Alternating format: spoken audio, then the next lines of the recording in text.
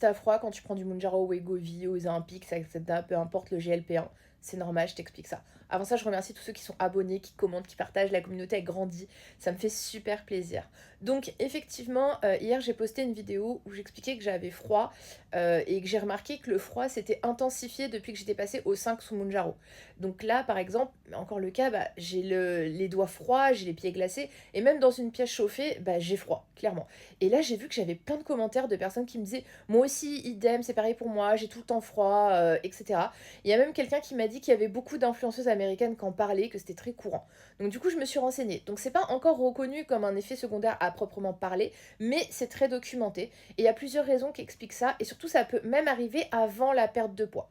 Donc déjà, il faut savoir que quand on prend un GLP-1, Mounjaro, Wegovy, peu importe, bah forcément on a moins faim, donc on réduit l'apport calorique, donc moins d'énergie pour chauffer.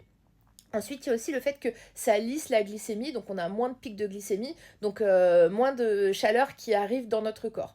Et il y a aussi la vasoconstriction des petits vaisseaux, ce qui fait que bah il y a moins de sang qui arrive aux extrémités, donc résultat, moins froide, pied froid. Puis bon, on sait que souvent le froid arrive par les extrémités. Et du coup, pensez quand même à faire quelques analyses, hein, vérifier quand même votre ferritine, quelques vitamines B, le magnésium, si vous pouvez checker aussi la glycémie.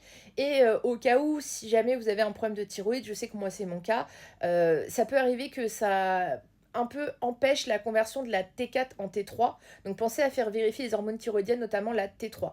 Bon, moi je sais que c'est pas mon cas, parce que moi j'ai une thyroïde d'Hashimoto, je suis sous lévothyrox et Sinomel, donc c'est pas ça. Mais voilà, comme quoi vous voyez, le reste, j'ai super froid. Dites-moi en commentaire si jamais vous avez trouvé des solutions, parce que là vous voyez en ce moment il fait pas spécialement froid. Je mets le chauffage chez moi super fort et j'ai quand même super froid. Donc je sais pas, n'hésitez pas à partager en commentaire.